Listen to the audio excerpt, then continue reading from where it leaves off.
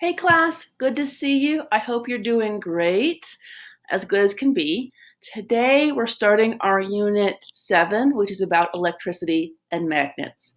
So electricity is moving charges and the forces between those charges, and then we'll get to do cool things like light up a light bulb and make your laptop work right now.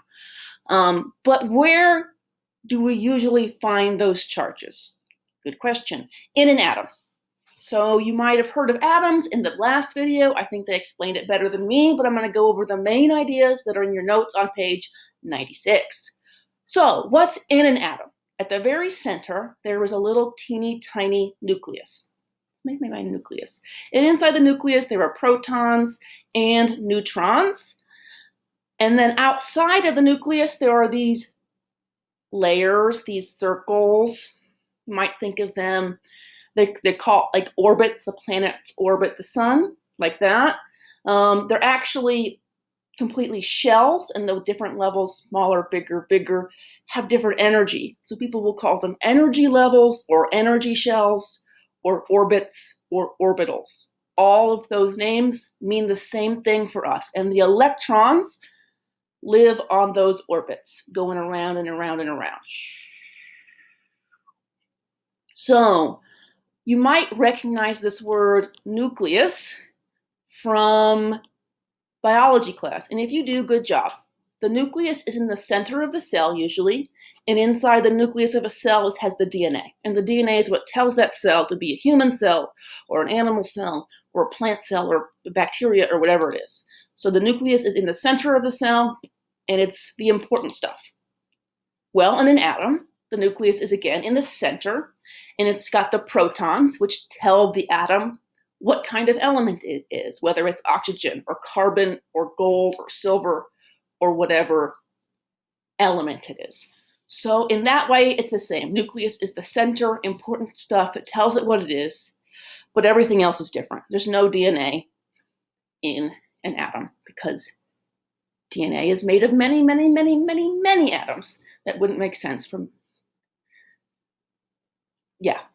All right, so we need to have these 3 subatomic particles memorized. Subatomic means smaller than, under, less than an atom. So electrons, protons, neutrons, these are all in an atom.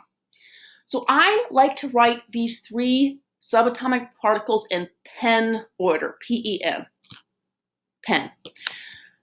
If you write it in that order, proton, electron, and then neutron, the first 2 numbers always add up to be the last number, and that's a good way to check that you've got it right. So a proton is positive, so it's got a +1 charge. An electron is negative, so it's got a -1 charge. And a neutron is neutral. Neutral means the total charge equals 0. So a neutron has a charge of 0. Now, just like in the solar system, the thing in the center, the sun is the heaviest thing.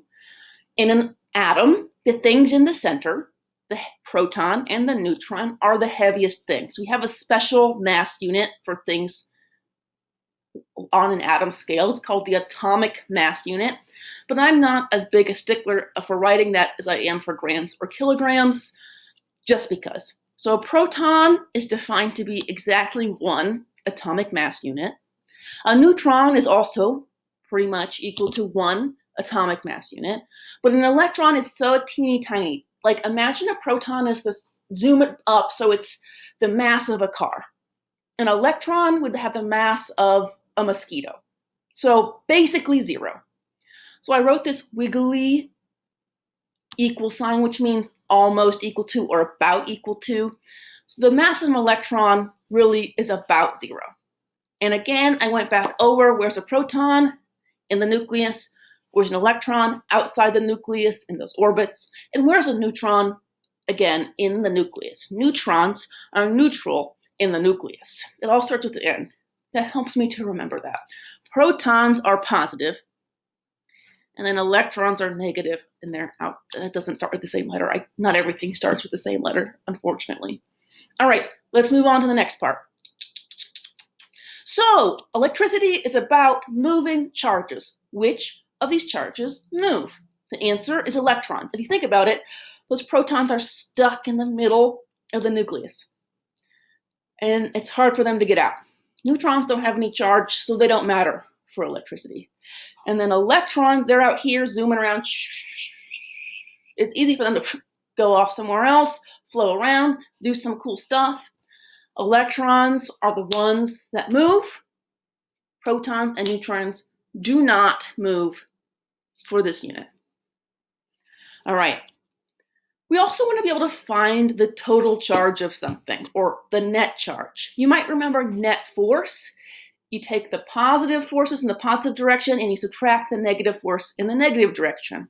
Guess what? To find the net charge, or the total charge, we take the positive charge, not force, positive charge, the number of protons, and we subtract the negative charge, the number of electrons. So if something has a neutral total charge or a neutral net charge, that means the number of protons and the number of electrons are equal. There's the same number of them. If something has a negative total charge or a negative net charge, that means when we subtract the number of electrons, there are more electrons than there are protons. So more electrons than protons.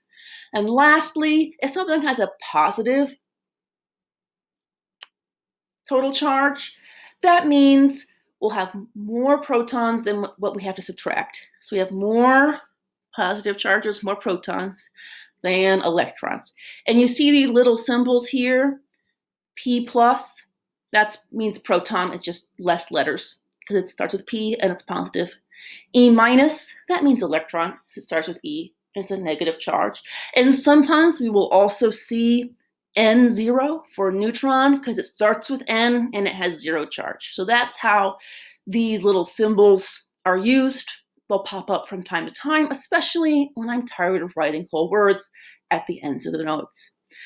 I hope you guys are having a great day and you're doing well. See you next time. Use these notes to work on the next activity, electricity basics. Thanks.